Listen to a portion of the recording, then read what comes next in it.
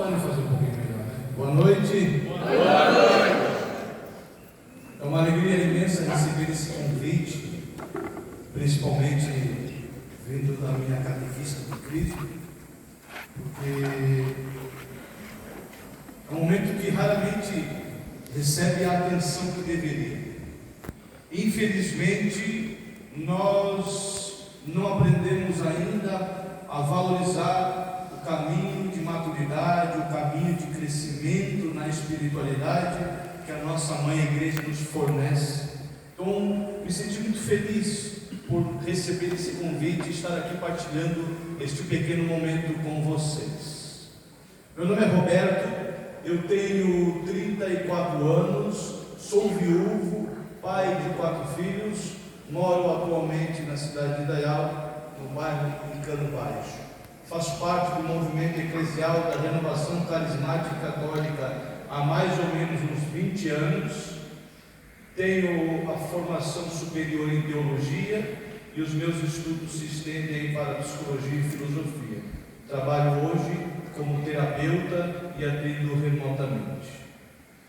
Meus queridos, eu já gostaria de, emendando tudo que a gente viveu aqui, eu gostaria de perguntar para vocês se vocês conseguem se lembrar qual foi a última vez que vocês se sentiram felizes assim. Vocês observaram que muitos de nós se sentiram acanhados, envergonhados de estar aqui? Sabe por que isso acontece? Porque nós estamos acostumados com um mundo que vive nos tosando. Nós estamos acostumados com um mundo que vive nos medindo, que vive tirando pedaços de nós. E aí é claro que quando chega um momento em que eu posso ser espontâneo, em que eu não serei julgado, porque estava todo mundo ali dançando, eu não consigo, porque eu estou acostumado a tirar pedaços de mim para caber em locais que não foram feitos para mim.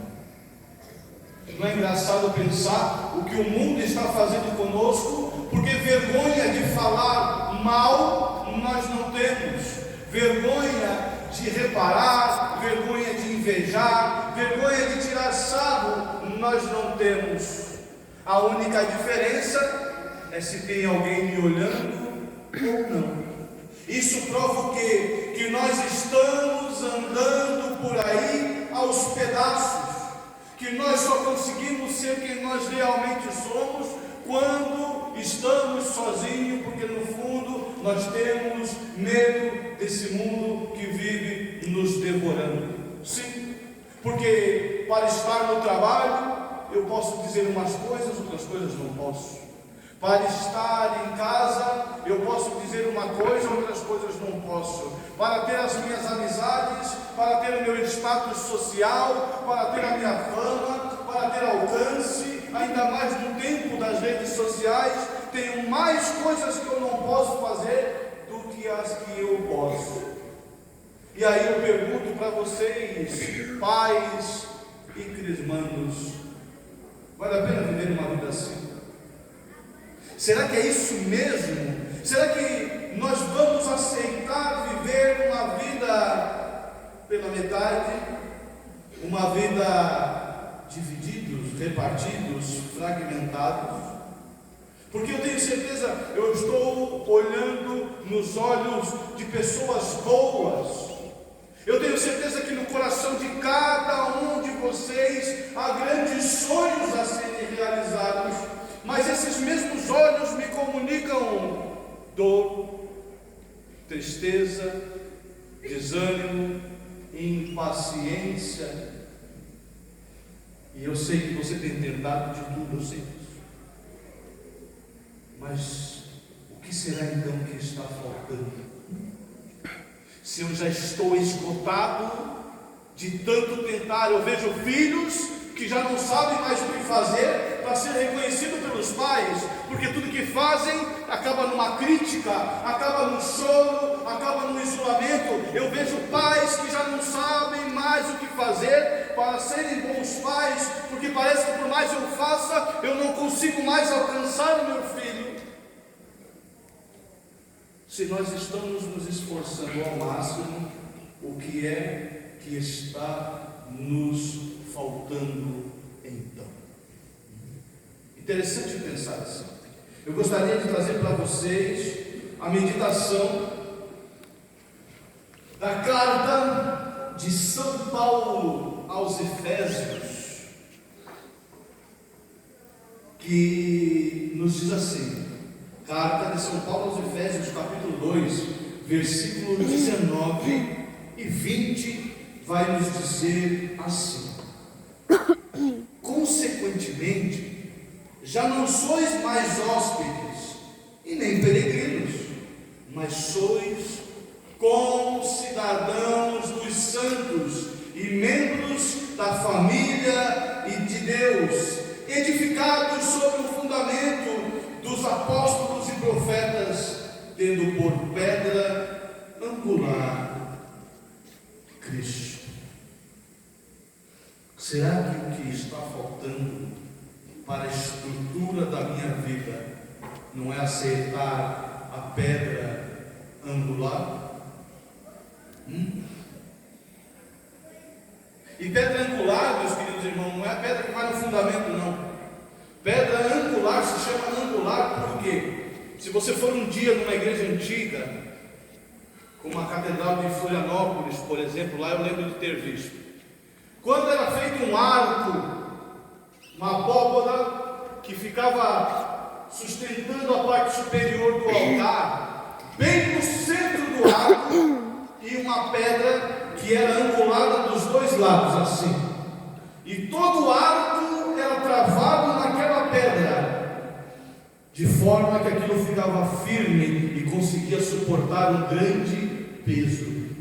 As pontes, antigamente, eram feitas assim, se acumulando pedra aqui, pedra ali, pedra ali. Quando chegava no meio, se botava uma pedra angular, dos dois lados angulados, e toda a ponte era sustentada por aquela pedra que ficava no meio, travando, amarrando, sustentando todo o peso que por ali passa.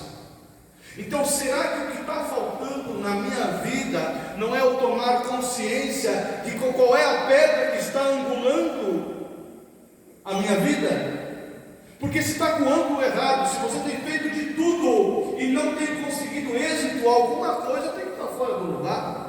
Porque é ridículo pensar que Deus separou você para não conseguir dar certo. Eu não sei se tem alguém aqui que já pensou isso. Em nome de Jesus, tira isso da sua cabeça. Deus não criou ninguém para ser miserável. Voto de pobreza por opção, que os nossos irmãos, como os capuchinhos fazem, e algumas congregações fazem, é uma coisa, mas miserável é uma coisa que você não foi criado para ser. Então não, a sua vida não é lascada porque ela foi feita para ser assim. Está faltando algo para angular a sua vida, para dar o ângulo necessário, o ponto de sustentação que torna possível você suportar o peso da vida e continuar naquilo que Deus criou para você. E não sou eu que digo isso. Se você, eu sei que todo mundo aqui tem o costume de ler a Bíblia, eu só vou relembrar para você, não é verdade? Lá em Gênesis, quando Deus vai criar o homem, presta atenção aqui, em Gênesis, quando Deus vai criar o homem, Deus dá ao homem duas naturezas. A palavra de Deus vai dizer que o homem é feito do barro da terra, mas também vai dizer que Deus sopra na narina do homem o espírito de vida. Significa dizer, meus queridos irmãos, que dentro de toda a criação, incluindo os anjos, o homem é o elo que une céu e terra. A função do homem era conseguir atrair a presença de Deus para cá, porque a palavra vai dizer em Gênesis que Deus vinha para falar com quem no jardim? Com Adão, com o homem. É o homem que atrai a presença de Deus. É a função do homem atrair essa presença que toca, que santifica, que enche a nossa vida. É isso a sua função. Dentro da sua casa, a sua função é atrair a presença de Deus. Você como pai, você como mãe, a sua função é atrair a presença de Deus. Você como filho, a sua função é atrair a presença de Deus. É isso, meus irmãos. E aí, como Paulo vai dizer aqui, nós deixamos de ser hóspedes, como quem aluga uma casa. Nós deixamos de ser peregrinos, como quem está longe de casa, e passamos a ser concidadãos dos santos. Olha só que maravilha! Conviver, coexistir com os santos. E santidade não tem a ver com perfeição. Eu sei que o mundo, a cultura, vai distorcendo as coisas e parece que o santo é o perfeito. Então, se você vem na igreja e toca e lê, e você comete algum erro, Deus o livre, todo mundo crucifica você porque não é para o seu santo, porque agora você não quer dar uma de santo. Não, meus queridos, santo não tem nada a ver com perfeição.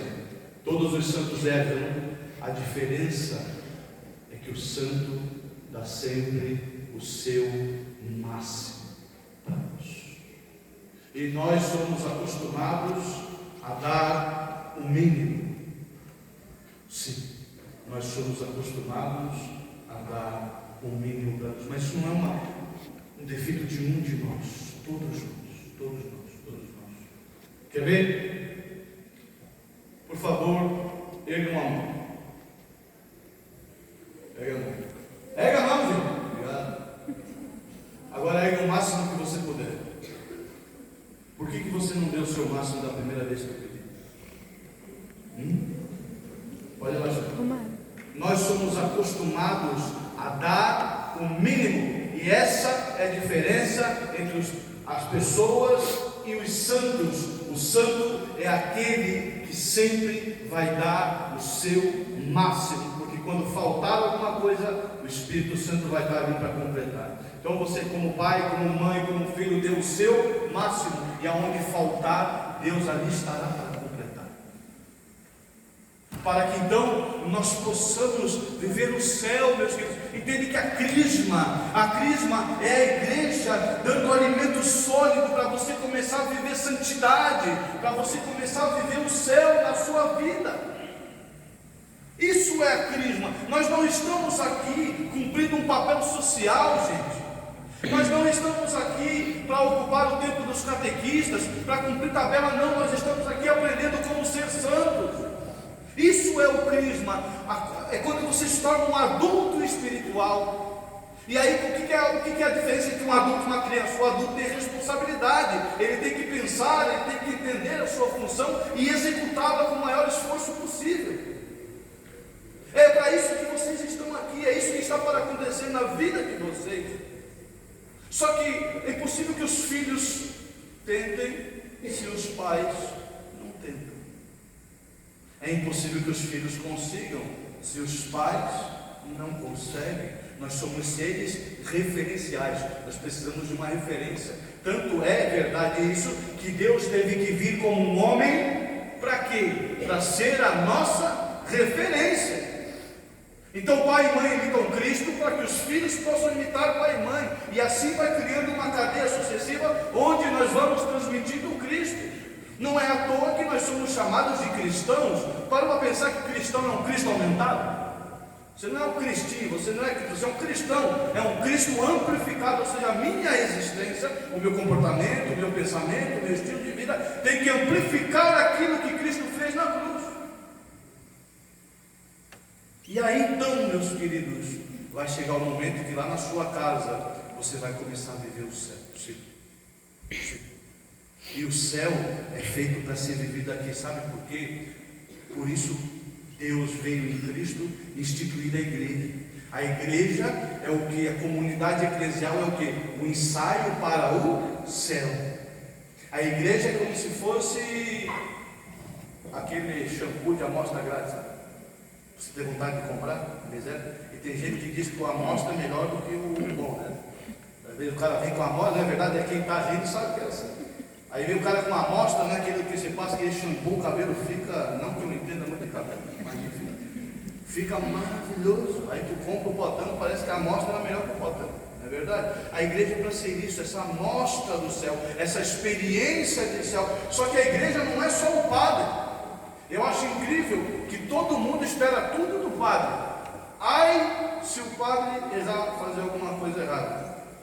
Só que você esquece que na corrida sacramental, ser esposo, ser esposa, está na mesma altura do que ser pai. A responsabilidade é a mesma. Aí como pai, como mãe, a gente pode fazer um monte de cagada. Aí Deus o livre pode fazer alguma coisa errada, não é verdade? Você tem assumida a responsabilidade que você cobra do seu pai? Porque a igreja, meus queridos, sabe qual foi a grande diferença? A quebra entre o judaísmo e o cristianismo foi que os judeus tinham um centro, que era o templo. Lá se encontrava a presença de Deus. Cristo inaugura que o templo somos nós, a igreja é você, querido. A igreja é você. Se a igreja está capenga, adivinha só por que ela está capenga? Porque eu não estou fazendo a minha parte como deveria aqui. E se eu não faço a minha parte, que experiência de igreja os outros vão ter? É necessário que eu tenha essa consciência da minha responsabilidade na comunidade eclesial. E retorno, é isso que o Crisma está nos preparando para ser cidadãos do céu que caminham com o pé aqui na terra, mas a cabeça está em Cristo. Tudo que eu faço tem que apontar para Cristo. Aí acabou o problema. Lembra o problema do começo da pregação? Porque está tudo dando errado? Quando você exerce a sua maternidade, mães que aqui estão, olhando você como mãe, seu filho enxerga Cristo? Vocês pais que estão aqui, olhando vocês como pais, o seu filho enxerga Cristo? Filhos, vocês que estão aqui e agora começam a olhar para o lado, para o outro, a se distrair, vocês como filhos, o pai e a mãe enxergam Cristo? É aí o erro. Se você corrigir esse detalhe, eu tenho certeza que a tua vida vai para um nível de êxito que você nunca imaginou. E aí o jovem para de querer procurar. Sabe por que os nossos jovens estão perdidos no mundo? Porque não tem reconhecimento dentro de casa. Sim. Sabe por que os homens muitas vezes passam mais tempo com um amigo, com fulano e ciclano do que dentro de casa? Porque não tem reconhecimento dentro de casa. Sabe por que as mulheres estão de saco cheio da cara dos maridos e não querem mais nem viver dentro de casa? Porque não tem reconhecimento dentro de casa. E aí quero lembrar aquilo que nosso Santo Papa São João Paulo II nos ensina, que a casa é uma igreja doméstica. Presta atenção no que eu vou te ensinar agora. De casa para a igreja, da igreja para casa, você nunca sai da igreja. E mais do que isso, o casamento é um sacramento. Onde é que a gente guarda o sacramento? Onde é que fica guardado o Cristo Eucarístico? Vamos lá, gente, pelo amor de Deus. Sacrário. O sacrário é o lugar onde a gente guarda o sacramento. Deixa eu contar para você. A sua casa é um sacrário. Aí você se aproxima da sua casa, como você chega na frente do sacrário aqui na igreja. Dentro da sua casa só pode ter aquilo que pode ter dentro do sacrário aqui. E aí nós vamos começar a viver o céu. Aí a igreja vai ser eficaz de verdade. Aí as nossas vidas serão eficazes. Aí tudo que está perdido começará a ter sentido. Porque como Paulo diz, neste ponto, a pedra angular, o fundamento da nossa vida, a sustentação da nossa vida é Cristo. Cristo é o termo. Se você tem uma decisão para tomar, tome a decisão que vai apontar para Cristo.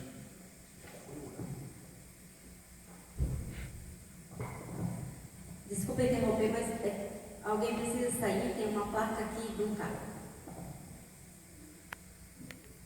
Amém, voltemos para cá, por favor.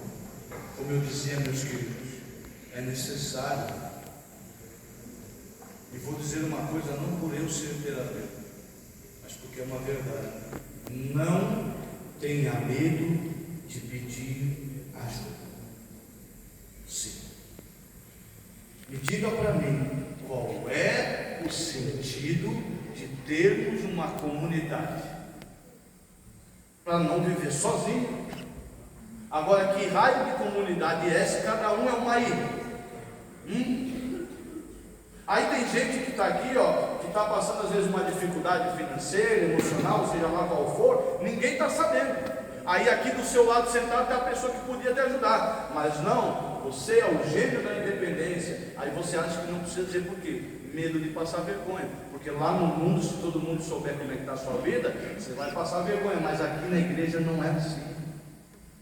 Nós temos que aprender a viver em comunidade, um ajudando o outro, um edificando. Para que mais serve uma comunidade, gente?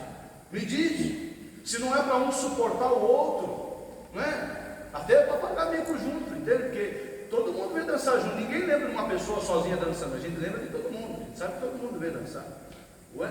Então, a minha vergonha esconde na vergonha do irmão, e assim a gente vai indo. É necessário. Só que por que a gente não faz isso? Porque daí é comprometimento. Porque daí, se eu for pedir ajuda do irmão, eu também tenho que estar disposto a ajudar. E aí dói também o carro. Por quê? Preguiça. Pura, não há preguiça. Porque para ir para baile, nada contra, para estar por aí gastando uma fortuna em viagem, nisso, aquilo. Se você tem condição, amém, faça. Mas você já parou para pensar que estar na igreja não custa nada? E o pecado custa tudo? O que custa? O que custa você vir aqui e se dispor a fazer parte da liturgia? Ah, mas eu tenho vergonha de ler. Mas vergonha de falar um monte de porcaria dentro de casa, de xingar marido, de xingar a esposa, de xingar filho. Aí você não tem. Aí vergonha de vir aqui falar a palavra de Deus, gente, que você vai ler, não é? Você não vai inventar, você não está montando, você vai ler, gente. Aí não tem um cidadão para dar uma catequese, então, misericórdia. Glória a Deus pelas catequistas, viu? Glória a Deus. Você que é catequista, você tem o seu pedacinho no céu. Porque quem é que vai cuidar do nosso povo? É necessário, gente. É isso que está faltando na sua vida. Por Deus, em nome de Jesus, eu vim aqui só para dizer isso para você. O que está faltando na sua vida é Cristo, através da igreja. Tem um monte de gente aqui que tem a vaidade de querer falar com Jesus, querer ver Deus, né? Quem aqui já viu Deus? Levanta a mão. Ninguém? Você tudo não.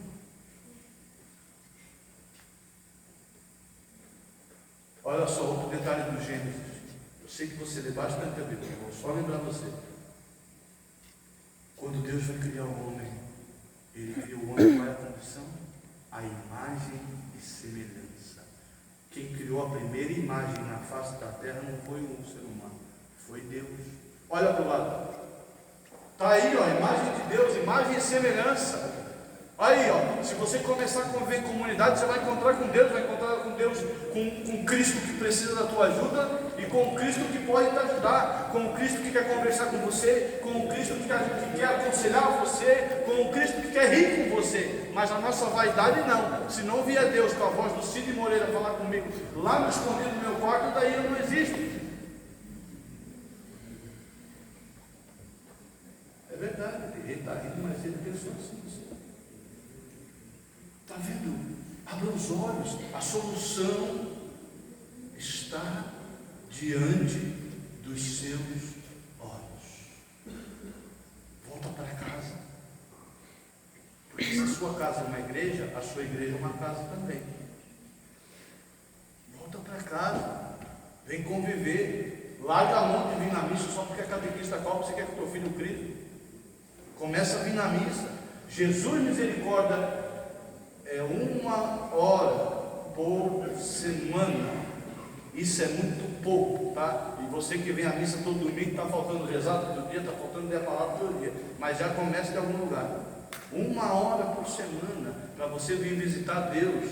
Eu não sei se você entende o milagre da transubstanciação, mas aquela Eucaristia que vai estar aqui na adoração é a presença real de Deus. Deus que é todo poderoso, todo infinito, ele aceita vestir o véu de um pão simples, sem fermento, só para encontrar com você, e você não digna vir na igreja uma vez por semana, 1 hora. Olha o tamanho da humildade de Deus, olha o tamanho do amor desse Deus, gente. Vamos corresponder. E o mais incrível é que Deus não precisa, Ele quer precisar de você. Porque Deus continua sendo Deus, mesmo com você sendo miserável. Ele quer precisar de você para quê? Para tocar na vida do irmão, para tocar na vida do esposo, da esposa, do vizinho. Você que tem aquele parente lá perdido, é muito fácil você ficar em casa com os braços cruzados, reclamando que o outro está perdido na droga. O que é que você tem feito para levar Deus para essa pessoa? Ah, mas eu vou levar o quê? Claro que não tem que levar o que você não tem, você não consegue levar. Então vem para cá, se abastecer. É para isso as coisas que servem a igreja e a comunidade. Eu mesmo sou prova viva. Comentei no começo, sou viúva, minha esposa faleceu faz 3 meses. Se não fosse a igreja, se não fossem os meus irmãos, eu não estaria aqui em pé diante de vocês. Não estaria. Porque foi ajuda financeira, foi 2 anos lutando contra o câncer miserável. Foi dinheiro a dar com o pau, não tinha. A igreja me ajudou. Foi quando eu tinha que chorar, que eu não sabia mais o que fazer, com a minha esposa se desmanchando em dor. Foram os meus irmãos da igreja. Entende, gente? Por isso eu estou aqui. Ah, mas 3 meses, está doído, está assim. Mas como é que eu não vou responder para o povo que me ama, amar de volta com o meu ministério? Eu sou uma formiguinha, mas faço parte dessa família. Portanto, quando a Mara me ligou, Roberto, pode, é claro que eu posso. Com certeza. Porque é assim, isso é comunidade. Eles te ajudam, você ajuda um pouco. Olha, se estiver carente, se estiver difícil, está ali a comunidade. Olha que a comunidade precisa ser, eu sou isso. Eu tenho certeza, meus queridos irmãos, que com essa pequena mudança, a vida de vocês vai ser transformada. E com a graça de Deus, eu quero que vocês me encontrem por aí na rua e me parem para dizer, Roberto, você tinha razão. Amém? Amém. Glória ao Pai, ao Filho e ao Espírito Santo. Como era no princípio, agora e sempre. Amém. Dá uma salva de palmas para Jesus.